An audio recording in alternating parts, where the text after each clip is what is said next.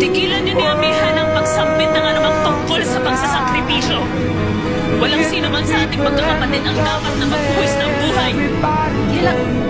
Isang malaking sakripisyo ang tunay na kabayanihan. Isang bagay na hindi ko magagawa.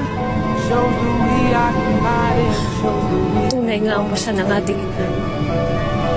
Karapat dapat na maging reyna siya.